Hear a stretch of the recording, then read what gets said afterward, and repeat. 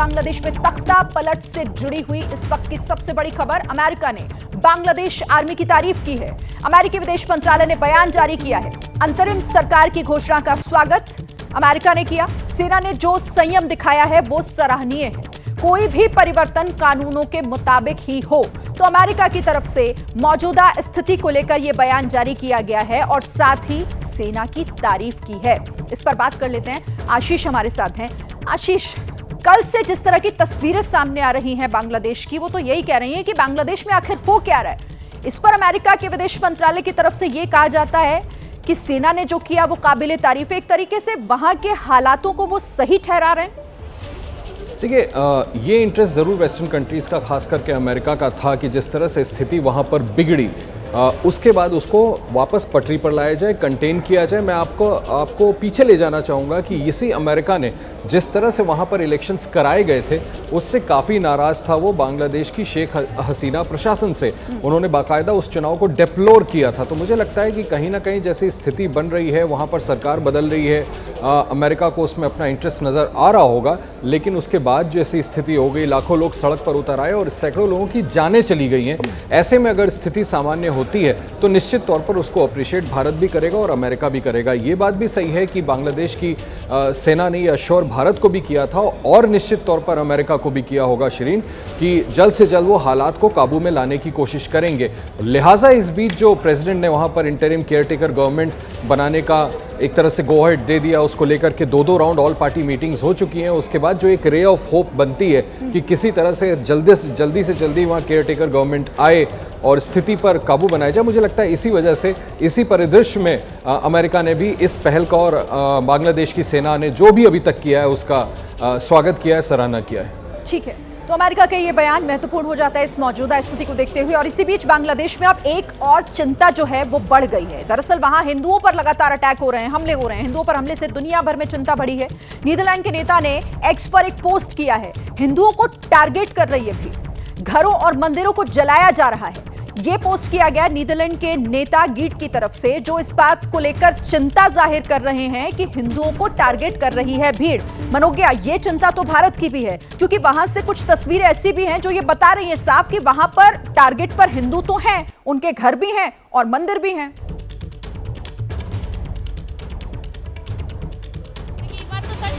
Hindu target पर हैं बांग्लादेश में, लेकिन किस कदर टारगेट पर अभी आ रहे हैं पिछले 24 घंटे में, क्योंकि स्थितियां और ज़्यादा मुश्किल होती चली जा रही हैं। मंदिरों को तोड़ा जा रहा है और ये बांग्लादेश में ढाका से ज़्यादा जो अंदरूनी इलाके हैं वहाँ पर इस तरह की घटनाएं ज़्यादा आ रही हैं। वहाँ के वीडियोस तक रिपोर्ट नहीं हो रहे हैं। हमको हमारे सूत्र बता रहे हैं कि बहुत जगह पर तो फ़ोन छीन लिए जाते हैं जब इस तरह की घटनाएं आ रही हैं, और ये घटनाओं की शुरुआत है। यकीन मानिए कि अभी वहाँ पर मीडिया हाउसेस की जो हालत है उसमें 2 या 3 टीवी चैनल छोड़कर, जो कि वर्तमान सरकार के पक्ष के हैं, उनको छोड़कर अगर मैं ये कहूँ कि अधिकतर दफ्तर तोड़ दिए गए हैं, न्यूज़ ऑफिसेस तोड़ दिए गए हैं, वीडियोस की ब्रॉडकास्टिंग पर रोक लगा दी गई है जगह जगह से, क्योंकि वो पूरा सेटअप ही टूट गया है, तो वो हो भी नहीं सकता है। पर ये जो अटैक हो रहा है, ये टारगेटेड अटैक, इसके दो तरीकों से भारत देख सकता है और देश को देखा या फिर पूरे विश्व देख सकता है। पहला ये कि जिस तरह से वहाँ पर हिंदुओं पर अटैक हो रहा है, ये पहला मौका नहीं है, इससे पहले भी कई बार होता रहा है। एक मुस्लिम देश है जिसकी वजह से रिपब्लिक माना जाता है, चुनाव होते हैं, सब कुछ है, लेकिन उसके बावजूद माइनॉरिटी में वहाँ पर हिंदू हैं। दूसरा, ऐसा नहीं है कि वहाँ पर सिर्फ किसी देश के मूल के, वो धर्म के आधार पर टारगेट हो रहे हैं, और ये चिंता की बात है। ये चिंता की बात इसलिए है क्योंकि अगर जमात अब आगे सरकार में आ रहा है, बीएनपी सरकार में आ रही है, तो उनकी नीतियाँ हमेशा इसी तरह से रही हैं, जो भारत के लिए भी बहुत बड़ा चिंता का सबब है। और इसीलिए ये चिंता की लकीरें थोड़ी और बढ़ाता है, क्योंकि वहाँ जिस तरीके के प्रदर्शन हो रहे हैं, जिस तरह से टारगेटेड हमले हो रहे हैं, वो वाकई हैरान भी कर रहा है। बड़ी खबर भी आ रही है बांग्लादेश के हालात पर। अब यूके का बयान भी सामने आ गया है। यूके के विदेश सचिव यूएन के दखल की इसमें मांग कर रहे हैं। बांग्लादेश में यूएन के नेतृत्व में जांच हो, ये यूके की तरफ से मांग की गई है। यूके सरकार ने इसमें जांच की मांग, लेकिन उसमें यूएन इसका नेतृत्व करे, इसकी मांग है। बांग्लादेश में हुई हिंसा से बेहद दुखी हैं। लोकतंत्र बहाली के लिए कार्रवाई करें, बांग्लादेश लोगों की सुरक्षा सुनिश्चित करे, ये यूके की तरफ से कहा गया। और इस पर यह बड़ी मांग की गई है कि वहां जो भी कुछ हो रहा है उसकी जांच होनी चाहिए, लोकतंत्र बहाली के लिए कार्रवाई किया जाना चाहिए। आशीष, और यही इस वक्त सबसे जरूरी है क्योंकि बांग्लादेश कल से आज तक जल ही रहा है लगातार। वहां पर यह हिंसा कैसे थमेगी फिलहाल तो समझ नहीं आ रहा। देखिए, हिंसा थमना तो बस एक ही इंस्टीट्यूशन है जो कि हिंसा को थामने में कारगर भूमिका निभा सकता है, सेना इसकी कोशिश कर रही है। जहां तक रही यूएन के इंटरफेरेंस की बात, मैं यूएन सेक्रेटरी जनरल का स्टेटमेंट आपको पढ़ देता हूं, जिसमें उन्होंने कहा है कि we deplore the further loss of life during protests in Bangladesh over the weekend. He continues to closely follow developments in the country, including Chief of Army Staff's announcement regarding the resignation of PM Hasina.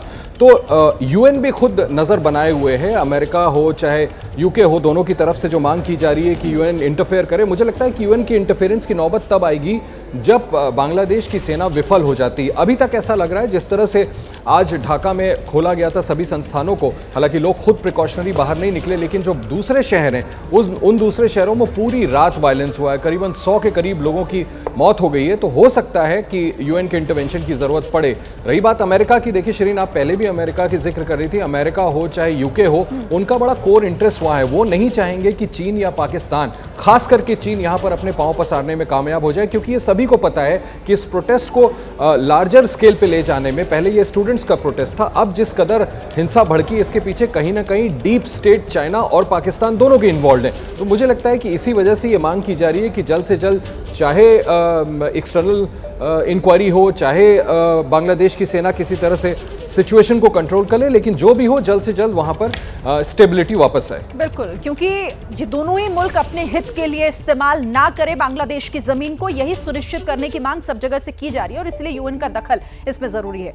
देखिए, बांग्लादेश के मुद्दे पर European union सख्त दिखाई दे रहा है। लोकतंत्र के लिए व्यवस्था, शांति जरूरी है, ये यूरोपियन यूनियन की तरफ से साफ कर दिया गया है। रूस, जर्मनी ने भी इस हालात पर, मौजूदा स्थिति पर चिंता जताई है। संवैधानिक तरीके से लोकतंत्र की वापसी हो, ये रूस ने कहा है, और इस पर जर्मनी का बयान यह है कि अशांति के बीच लोकतांत्रिक रास्ता निकलना बेहद जरूरी है। मनोज्ञा, मतलब अब चौतरफा इस तरीके से जो बयानबाजी अलग अलग देशों के सामने आ रही है, उसका कितना असर होगा, और इस वक्त बांग्लादेश में जो एक अंतरिम सरकार की बात की जा रही है, उससे जुड़ा हुआ भी कोई अपडेट मिल रहा है क्या? क्योंकि कहा यह भी जा रहा था कि शाम 6 बजे तक आर्मी चीफ एक बार फिर से संबोधित करेंगे।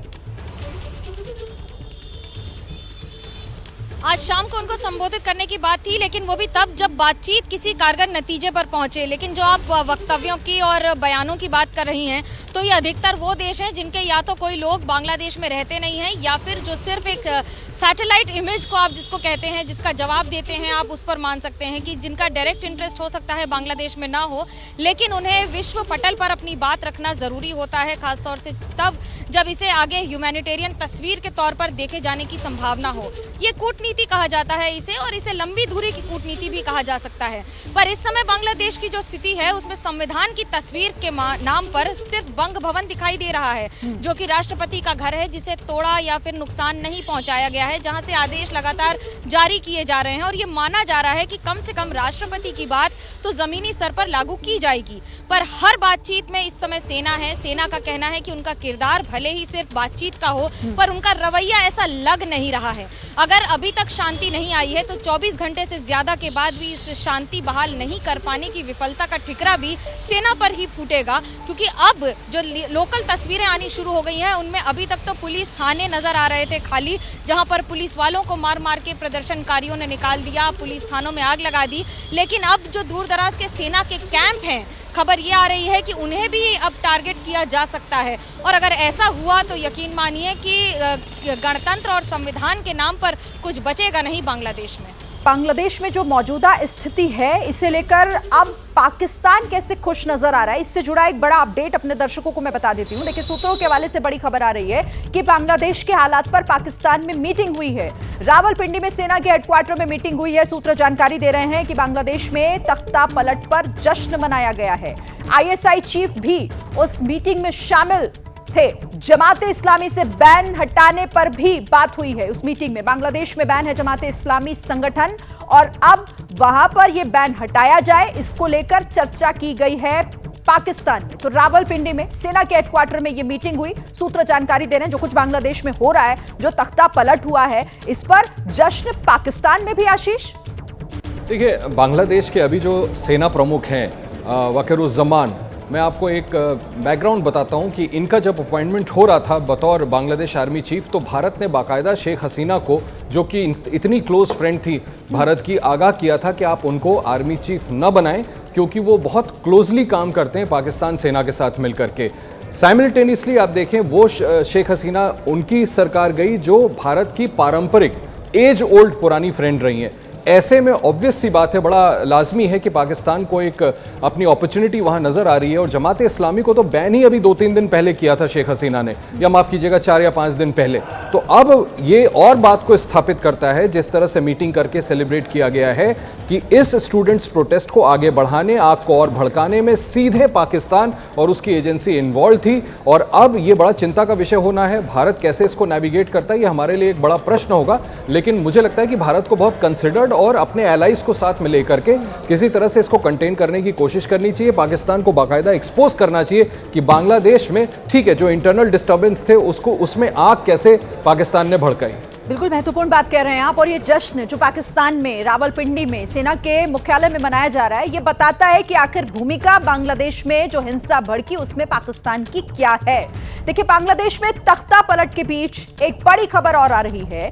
हाँ, अभी भी जो हिंसा की घटनाएं वो वहां पर थम नहीं रही, अभी भी घटनाएं हो रही हैं। प्रधानमंत्री कार्यालय में जमकर लूटपाट हुई है। पीएमओ से लगभग सभी फाइलों को चोरी कर लिया गया है। प्रदर्शनकारी हैं सब कुछ तहस नहस करते हुए आगे बढ़ रहे हैं। कुछ जगहों पर सेना पर भी हमले की खबर है। मनोज्ञा, मतलब सेना कह रही है कि सब कंट्रोल कर लिया जाएगा, फिर अभी तक क्या इतना मुश्किल हो पा रहा है उन स्टूडेंट्स पे, उन प्रदर्शनकारियों पर कंट्रोल करना? हिंसक घटनाएं अब भी जारी है। देखिए, पूर्व प्रधानमंत्री बांग्लादेश की शेख हसीना बार बार एक ही बात कह रही थी कि ये छात्र आंदोलन की आड़ में एक बहुत बड़ी मुहिम है सरकार को पूरी तरह से तख्ता पलट की ओर लेकर जाने की, और उनका अंदेशा और उनकी इंफॉर्मेशन बिल्कुल सही नजर आ रही है। क्योंकि अगर ये छात्र आंदोलन होता तो फिर अपनी मांगों के पूरे होने के बाद वो कम से कम थम जाता या कम हो जाता, पर ऐसा है नहीं। जब आपके देश की प्रधानमंत्री देश छोड़कर जा चुकी है, उन्हें 45 मिनट का समय दिया गया, और उसके बाद अब वापस लाने की बात हो रही है कि वापस लेकर आइए और उन पर मामले चलाइए और उन पर पूरी तरह से जुडिशरी के अंदर कब्जे में लेकर या फिर जेल भेजने की तैयारी की जाए। तो इसकी मंशा में सिर्फ और सिर्फ छात्र आंदोलन तो नहीं है, और सेना के हाथ में अभी तक कितना कंट्रोल आया है, ये तस्वीरें तो बामुश्किल बयां कर रही हैं कि पूरी तरह से कंट्रोल आ नहीं सका है। भीड़ ने 24 लोगों को जिंदा जला दिया। अवामी लीग के नेता के एक होटल में आग लगाई गई और उस आग में 24 लोग जिंदा जल गए। होटल में आग से कई लोगों के जख्मी होने की भी खबरें हैं। जशोर इलाके में, जशोर जिले में प्रदर्शनकारियों ने, जो ये होटल था, अवामी लीग के नेता का होटल था, उसको आग के हवाले कर दिया। तस्वीरें भी आप देख रहे हैं, और इसमें 24 लोग जिंदा जल गए हैं। भीड़ ने 24 लोगों को इस होटल में जो मौजूद थे आग के हवाले कर दिया, जिंदा जला दिया। इस वक्त ये बड़ी खबर है। लगातार हिंसक घटनाएं बांग्लादेश में बढ़ रही हैं, और वहां पर अभी भी प्रदर्शनकारी लगातार लूटपाट कर रहे हैं, हिंसक घटनाएं कर रहे हैं। आपको ये तस्वीर विस्तार से मैं दिखाती हूं, ये इस बड़ी स्क्रीन पर आप ये देखिए। ये जो जशोर जिले में ये होटल है, ये अवामी लीग के नेता का होटल बताया जा रहा है, और देखिए इसके इस हिस्से को पूरा जला दिया गया। 24 लोग जिंदा जल गए हैं। अवामी लीग के नेता का यह होटल, जिसे प्रदर्शनकारियों ने पहले अपने कब्जे में लिया और उसके बाद वहां पर आगजनी की, पूरा होटल जो है वो आग के हवाले कर दिया। धुआं किस तरीके से उठ रहा है, आग की लपटें आपको दूर से ही दिखाई दे जाएंगी। और यहां पर जो प्रदर्शनकारी हैं वो अंदर घुसे, उन्होंने आग लगाई, जिसमें जो लोग वहां पर मौजूद थे वो इस आग की चपेट में आ गए। मनोज्ञा, ऐसे में वो सवाल फिर से पुख्ता हो जाता है जो यहां पर शेख हसीना ने भी जिसको लेकर आशंका जताई थी कि ये स्टूडेंट, ये छात्र, ये प्रदर्शनकारी क्या वाकई किसी पॉलिटिकल उसमें इन्फ्लुएंस में ये नहीं आए, या इनको किसी का संरक्षण नहीं मिला हुआ है? बिना इसके कैसे पॉसिबल है कि पूरे बांग्लादेश में ये प्रदर्शनकारी इस तरीके से फैल गए और जगह जगह आग लगा रहे हैं, लोगों को जिंदा जला रहे हैं? ये वो आग है जिसमें इस समय पूरा बांग्लादेश जल रहा है, और झुलस कर हो सकता है राख की ओर बढ़ जाए, क्योंकि उन्होंने जितनी भी तब्दीलियां, जितनी भी उपलब्धियां की हैं पिछले 15 वर्षों में, वो तो इस समय खाक होती नजर आ रही हैं। और इस राख में न सिर्फ वो गुस्सा बयां कर रहा है उन खास तौर से उन आंदोलनकारियों का जिन्होंने इस चिंगारी के सहारे एक आग जलाने की कोशिश की थी, लेकिन अपने घर में आग लगाकर फिलहाल उसी के चारों तरफ तालियां बजाते नजर आ रहे हैं। कई ऐसे लोग हैं जो अपने घरों से नहीं निकल रहे हैं और ये सिर्फ आवामी लीग के समर्थक नहीं हैं, ये सामान्य लोग हैं जो अपने घरों से नहीं निकल पा रहे हैं। वो किसी भी धर्म के हों, वो डरे हुए हैं। प्रदर्शनकारियों की आप अगर हालात देखें, अगर सड़कों पर जिस तरह से उठकर उपद्रव किया जा रहा है, इस उपद्रव की ये तस्वीर भी है कि सेना कल जिस बात की बात कर रही थी वो 24 घंटे बाद भी जमीन पर उतरती नजर नहीं आ रही है, यानी कि भीड़ कंट्रोल होती नजर नहीं आ रही। मान लीजिए कि ये 6 घंटे या 8 घंटे या सुबह तक की तस्वीर हो तो भी शाम तक तस्वीर बेहतर होती नजर नहीं आ रही है। और बांग्लादेश के लिए, भारत के लिए सबसे बड़ी चिंता ये हो जाती है कि बांग्लादेश में जो भी होगा उसका सीधा असर हमारी 4000 किलोमीटर की सीमा से होता हुआ नजर आता है। अब इन सब के बीच में अंतर्राष्ट्रीय प्रेशर अपनी जगह है, पर यह बात तो साफ हो रही है कि बांग्लादेश में जिसे छात्र आंदोलन का नाम दिया गया था, जिसे छात्र शिविर कहा गया था, छात्र शिविर के साथ साथ जहां पर कल बंग भवन छोड़कर गण भवन को तोड़ दिया गया, जो कि प्रधानमंत्री का कार्यालय, उनका घर था, और वहां से जिस तरह की तस्वीरें आई वो आपको याद रहेंगी। लेकिन ये आग एक ऐसी आग है जिसको फिलहाल झुलस के बुझ जाना चाहिए था। बिल्कुल सही आप कह रही हैं, लेकिन ये आग तो लगातार भड़क रही है। बांग्लादेश में अब अंतरिम सरकार के गठन की कोशिशें हो रही हैं और इसी से जुड़ी हुई एक बड़ी खबर आपको बता देते हैं। बांग्लादेश के आर्मी चीफ ने बैठक की है, छात्रों के डेलीगेशन, सभी दलों के नेता उसमें मौजूद रहे। शांति बहाल करने की सेना प्रमुख ने अपील भी की। अगले 1 घंटे में सेना प्रमुख इस पर बयान भी दे सकते हैं, लेकिन उससे पहले ये बैठक हुई है। अंतरिम सरकार के गठन को लेकर इस पर क्या डिटेल्स और हैं हमारे पास, मनोज्ञा? देखिए, 2 बातें हैं। पहला तो ये कि इस समय जो बैठक का दौर जारी है उसमें सबसे ज़्यादा मुश्किल हो रहा है छात्रों को मनाना, क्योंकि छात्रों का कहना है कि वो मोहम्मद यूनुस को ही देखना चाहते हैं बतौर इंटरिम गवर्नमेंट के मुखिया के तौर पर। हालांकि बाकी पार्टियों की इस पर पूरी तरह से सहमति नहीं है। मोहम्मद यूनुस की तरफ से भी बयान आ चुके हैं, पर इस समय जो सबसे बड़ी समस्या है वो ये कि सब एक साथ ये मान लें कि अगर अगले 24 घंटे में इस केयर टेकर या इंटरिम गवर्नमेंट को बना दिया जाएगा तो किस किस की क्या भूमिका होगी और उसका जितनी जल्दी निवारण हो सके, यानी कि अगले कुछ घंटों में हो सके। आज कोशिश ये, हमारे सूत्र ये बता रहे हैं कि आज शाम तक, यानी कि आज रात तक सरकार में कौन कौन होगा, सरकार का स्वरूप क्या होगा, ये इसका खाका लगभग तय हो जाएगा। तो अगले कुछ घंटों का इंतजार है, लेकिन स्थितियां क्योंकि कंट्रोल में नहीं है अभी, और सबसे बड़ी चुनौती इस समय बांग्लादेश के लिए कानून व्यवस्था है, जिसकी तस्वीरें पूरे विश्व ने देख ली हैं। उसको सबसे पहला होगा चुनौती ठीक करना। ऐसे में उसके साथ साथ सरकार का गठन आज ही हो सकता है या फिर कल के अंदर हो जाएगा। बिल्कुल, ये तमाम चीजों को साथ लेकर चलना होगा, लेकिन जैसा आप कह रही हैं कि शाम तक इस पर कोई फैसला ऐसा लिया जा सकता है कि उस सरकार का स्वरूप क्या होगा। और बांग्लादेश में देखिए, इसी को लेकर हलचल भी तेज होती जा रही है। अंतरिम सरकार बनाने को लेकर डॉक्टर यूनुस बन सकते हैं मुख्य सलाहकार। ये जानकारी मिल रही है कि डॉक्टर यूनुस, जिस पर छात्र अपनी सहमति जता रहे हैं और वो चाहते हैं कि वो सरकार का चेहरा हो, लेकिन मुख्य सलाहकार सरकार के वो बन सकते हैं। नोबेल विजेता है डॉक्टर मोहम्मद यूनुस। डॉक्टर यूनुस मुख्य सलाहकार बनने को तैयार हो गए हैं बातचीत के दौरान। ये इस वक्त का बड़ा update. Back to where things were way back in 2007, when again a caretaker government had come in, of course backed by the army. If that is the situation today, when things have really changed even geopolitically, how do you see Bangladesh coming out of this crisis? Thank you. I'm seeing it in a different way. I'm seeing it, we had the celebration of liberation on 16th of December 1971. That's a fantastic celebration that we had, because we just came out of Pakistani occupation and became an independent country. Today we are having a second liberation day. It's a fantastic celebration going all over the country. तो doctor Yunus Nobel विजेता हैं जिसकी बात की जा रही है, लेकिन आशीष, एक बड़ी चीज चौंकाती है। मतलब वो जिस जश्न की बात कर रहे हैं, बांग्लादेश तो जल रहा है, वो कह रहे हैं कि वहां पर जश्न हो रहा है। ये किस तरीके का जश्न है? इस पे क्वेश्चंस तो रेज हो सकते हैं कि क्या उनको पब्लिकली ये बात बोलनी चाहिए कि नहीं चाहिए, लेकिन मैं इसकी स्पिरिट समझ सकता हूँ। देखिए, इसके बैकग्राउंड में ये है कि पिछले कई सालों से शेख हसीना कोई पॉपुलर गवर्नमेंट वहाँ नहीं चला रही थी। इस बार भी जो चुनाव हुए उसके बाद से मुझे बताया जाता है कि करीबन 10,000 ऐसे लोग हैं ऑपोजिशन के जो गायब हैं, जिनके बारे में कुछ पता नहीं है। साल दर साल ये आरोप लगता था शेख हसीना की सरकार पर कि ऑपोजिशन के कार्यकर्ताओं नेताओं पर कोई भी झूठे आरोप लगा करके प्रैक्टिकली फांसी दे दी जाती थी, सूली पर चढ़ा दिया जाता था। तो जिस तरह की सरकार वो चला रही थी उसको लेकर के लोगों में गुस्सा पहले से था, पहले से आक्रोश था। बस ये कि वो निकल करके सामने नहीं आया था और स्टूडेंट्स का जो प्रोटेस्ट हुआ वो एक इमीडिएट ट्रिगर बन गया, जिसके बाद सभी लोग सड़क पर आ गए। और यस, इसका एक दूसरा बैकग्राउंड भी है कि इसको और ज़्यादा हवा और ज़्यादा तूल दी गई पाकिस्तान की एजेंसी और चाइना की तरफ से, ताकि ये इंश्योर किया जा सके कि जो सत्ता में काबिज थी काफ़ी लंबे समय से शेख हसीना, उनको सत्ता से बेदखल किया जा सके, और उसको करने में वो कामयाब हुए हैं। मुझे लगता है कि उसी रेफरेंस में डॉक्टर यूनिस भी ये बात कह रहे हैं कि बहुत समय से ऑपोजिशन ये घुटन महसूस कर रहा था कि उन्हें पनपने नहीं दिया जा रहा था, और एक तरह से सिर्फ एक छत्र राज से one sided government Sheikh Hasina जैसी चला रही थी, उसी का रिपरकशन है कि आज लोग इस तरह की बातें कर रहे हैं। ठीक है। अच्छा देखिए, शेख हसीना अब चूंकि भारत में हैं और अब वो आगे उनका क्या स्टैंड होता है, क्या मूवमेंट होता है आगे, इस पर अभी कुछ भी साफ नहीं हो पाया है। लेकिन शेख हसीना के भारत आने पर सरकार की तरफ से बयान दिया गया है। संसद में विदेश मंत्री एस जयशंकर ने बयान दिया है। इस्तीफे के बाद भारत आने की इजाजत मांगी थी।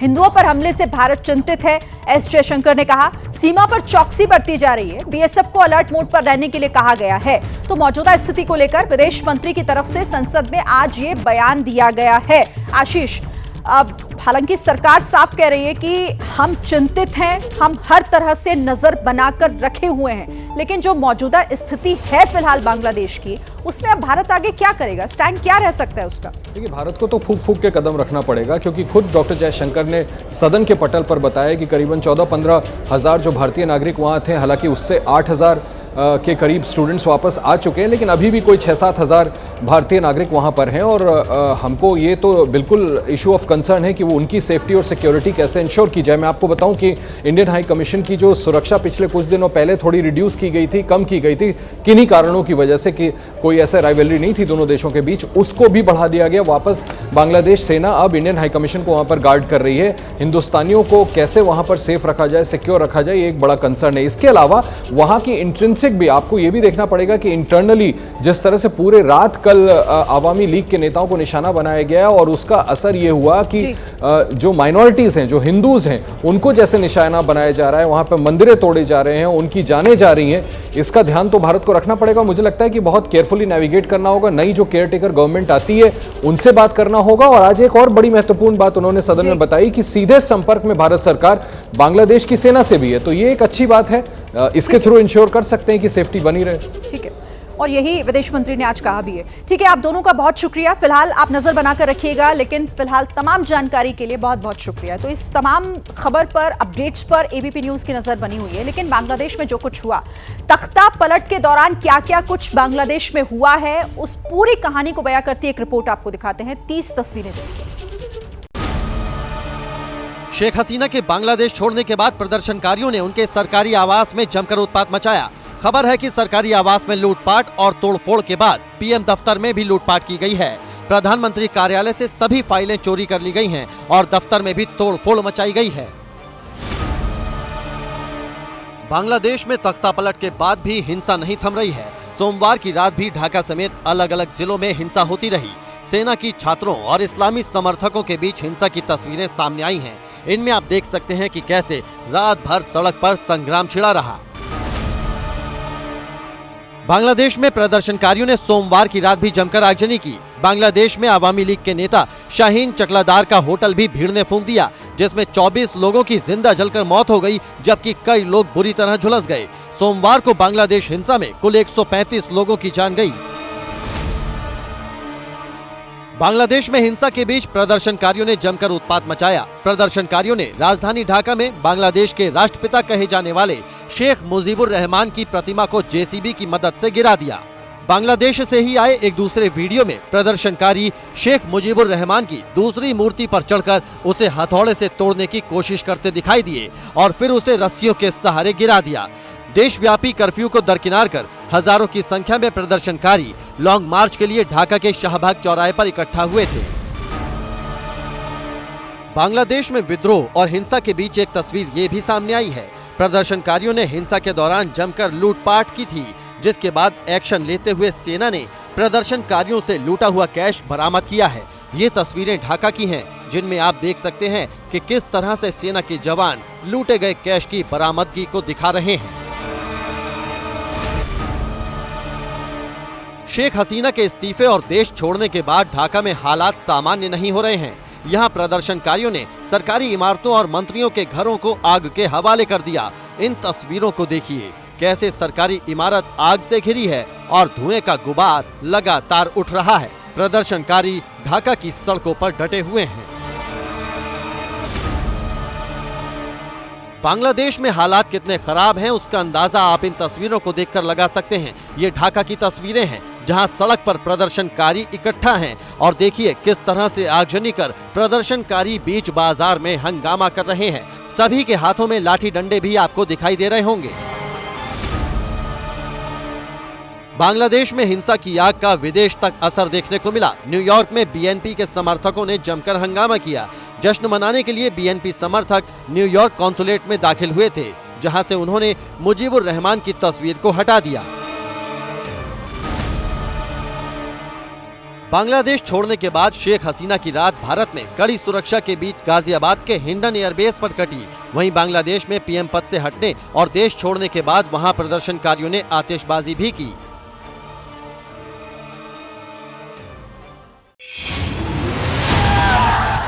इससे पहले सोमवार को ढाका के प्रधानमंत्री निवास में हजारों प्रदर्शनकारी लाठी डंडों के साथ घुसे थे और खूब उत्पात मचाया था। पहले प्रदर्शनकारी पीएम निवास के गेट से होते हुए लॉन में पहुंचे और वहां तोड़फोड़ की कोशिश की। ढाका के प्रधानमंत्री निवास की अभी अगली तस्वीर देखिए। इस तस्वीर में पीएम निवास के कमरे में प्रदर्शनकारी बेड पर लेटा हुआ है और बांग्ला में चिल्ला चिल्ला कर अपनी खुशी जाहिर कर रहा है। एक दूसरा प्रदर्शनकारी कैमरे में वीडियो बना रहा है, जो अब वायरल हो रहा है। ढाका के पीएम निवास की एक और वायरल होती तस्वीर देखिए। इसमें प्रदर्शनकारी पीएम निवास के डाइनिंग हॉल में खाने पर टूट पड़े। प्लेट में खाना रखा हुआ है और खुशी से ये प्रदर्शनकारी चिकन और बिरयानी खाते दिख रहे हैं।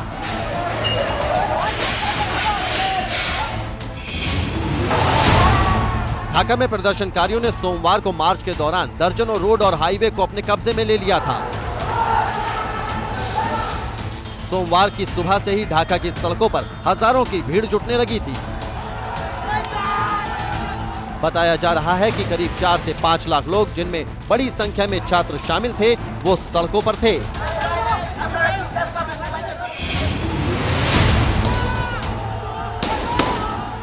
प्रदर्शनकारी छात्रों को काबू करने के लिए पुलिस ने गोलियां चलाईं, जिसमें सोमवार को 100 से ज्यादा लोगों की मौत हो गई थी।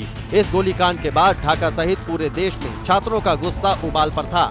पुलिस और सत्ताधारी दलों के नेताओं के खिलाफ लोगों में आक्रोश तेजी से बढ़ा और फिर जगह जगह हिंसक घटनाएं हुई।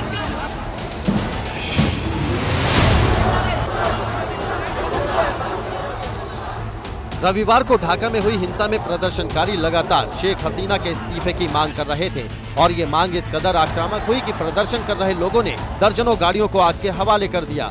टीवी स्क्रीन पर आगजनी की ये तस्वीरें उसी हिंसा की गवाही दे रही हैं। इस तरह का बवाल बंगाल में जून से चल रहा है।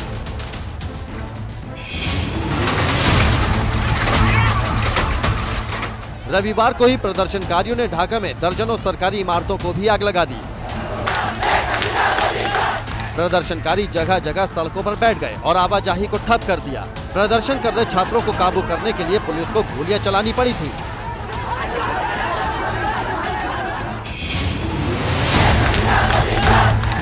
प्रधानमंत्री शेख हसीना के देश छोड़ने के बाद सेना ने बांग्लादेश को अपने कब्जे में ले लिया। सेना ने 1-2 दिन में अंतरिम सरकार बनने का दावा भी किया। साथ ही प्रदर्शनकारियों से सेना ने घर जाने की अपील भी की थी।